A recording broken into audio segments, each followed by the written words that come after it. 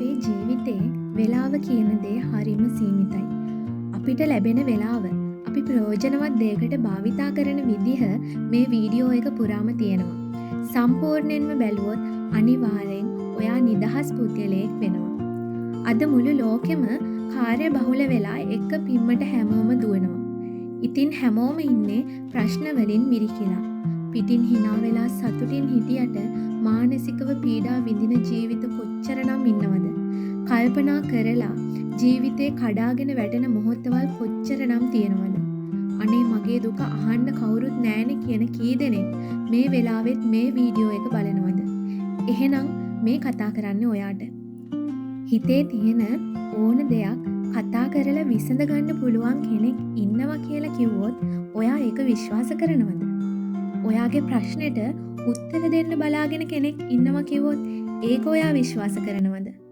ඔයා ළඟින්ම ඉඳලා ඔයාව ශක්තිමත් කරලා ඔයාගේ කඳුළු පිහදාන්න කෙනෙක් ඉන්නවා කිව්වොත් ඒක ඔයා විශ්වාස කරනවද? ඔයා එයාට ඉඩ දෙනවද? මගේ ජීවිතේ ඉන්න එකම සැනසිලි කරුවා තමයි එයා. ඒ තමයි මගේ ජේසු. මගේ දවසේ වෙලාවෙන් වැඩි වෙලාවක් මම ගත කරන්නේ ජේසු ළඟ. දේව වචනය කියන්නේ අපිට අපි දිහාම බලන්න පුළුවන් දෙයක්. මම කියන පුද්ගලයා කණ්ණාඩිය ඉස්සරහට ගිහින් බැලුවොත් මට මාවම තමයි පේන්නේ. මාව හරියටම පේනවා නම් ඒ කණ්ණාඩියෙන් මගේ අඩුපාඩු මට හදාගන්න පුළුවන් වෙනවා. කොණ්ඩේ අවුල් වෙලා නම්, ඇඳුම මට ගැලපෙන්නේ නැත්නම්, මූණට මේකප් වැඩි නම්, මූණේ මොනවා හරි ගෑවිලා නම්, මේ මං ඇඳන් ඉන්න ඇඳුම කිලුටුයි නම් කණ්ණාඩියෙන් බලද්දි අපිට අපිවම හොඳට පේනවා. මගේ කැඩපතත් එක්ක මම ඉන්න කාලේ වැඩි වෙද්දි මට මාව හදාගන්න පුළුවන්. අනිත් දේවල් පේන්නේ නැහැ. ඒ ඉන්න වෙලාව වැඩි කරගන්න ඕන. ඉතින් දේව වචනය තමයි මට මගේ ජීවිතේ කැඩපත. දේව වචනය භාවනා කිරීම පුරුද්දක් විදිහට කරන්න ඕන. පුරුදු වුණාට පස්සේ ඒක નિરાයාසයෙන්ම සිද්ධ වෙනවා. ඕනම පුරුද්දක් ඇති වෙන්න කාලයක් ඕනනේ.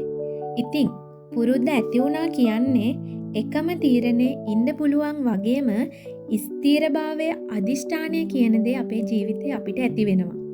ඉතින් මේ ඕනම දෙයක් මෙනෙහි කිරීමේදී අපිට අනිත් දේවල් අමතක කරන්න සිද්ධ වෙනවා වගේම තමයි විශේෂයෙන් දේව වචනය කියන දේ මෙනෙහි කරනකොට බාහිර ලෝකෙන් අපිට 100% වෙන් වෙන්න සිද්ධ වෙනවා. අපිට දුරකථනය පාවිච්චි කරනවා අපි ගොඩක් වෙලාවට.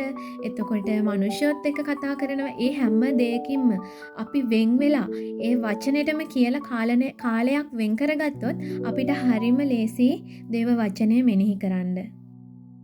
අපි එහෙම ස්ථීර තීරණයක් ගත්තට පස්සේ අපිට අපේම සිතුවිලි වලින් අපේ ඇතුළාන්තයෙන් හරි බාහිර දේවල් වලින් හරි අභියෝග නම් එනවම තමයි.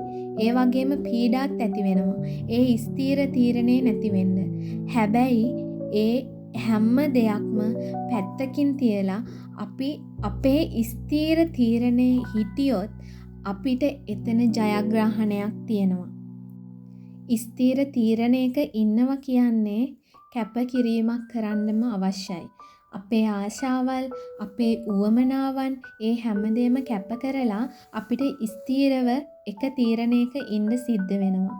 දේව වචනෙත් කියනවා නගුලට අත් තිබ්බට පස්සේ ආපහු හැරෙන්න එපා කියලා. හොඳම උදාහරණේ තමයි දේව වචනේ හිටියා දානියෙල් කියලා දෙවියන් වහන්සේගේ මිනිසෙක්. ඉතින් මේ දානියෙල් දෙවියන් වහන්සේ ඉදිරියේ නිතරම පුරුද්දක් විදිහට යාඥා ජීවිතය කියන දේ ගත කළා. ඔහු කොයිම වෙලාවකවත් ඒ දේ කඩ කළේ නැහැ. ඔහු උතුම් ආත්මයක්ද දැනගැන්මක්ද ඇති මිනිසෙක් විදිහට හැමෝම අතර ප්‍රසිද්ධ වෙලා හිටියා. ඉතින් ඔයත් ඒ වගේ අද ඉඳලා දෙවියන් වහන්සේ ඉදිරියේ ස්ථීර තීරණයක් ගන්න. මොකද දේව වචනේ කියනවා මක් නිසාද දෙවියන් වහන්සේගේ වචනය ජීවමානය බලවත්ය. කොයිම දෙමුවහත් කඩුවකටත් වඩා තියුණුය. ඉතින් උන්වහන්සේගේ ඒ වචනය හැම කෙනෙක්ගේම සිතේ සිතුවිලිද අදහස්ද විමසලා බලලා සමාදානය අපිට දෙන වචනයයි. ඔබ හැම කෙනෙක්ම මම විශ්වාස කරනවා ඒ වචනෙත් එක්ක දෙවියන් වහන්සේ ඔබව ශක්තිමත් කරලා ඉදිරියට යන්න ඒ ප්‍රශ්න මැදින් ජේසු ළඟට යන්න මාවතක් විවෘත කරයි කියලා. ඉතින් හැම කෙනෙක්ටම ජේසු පිහිටයි.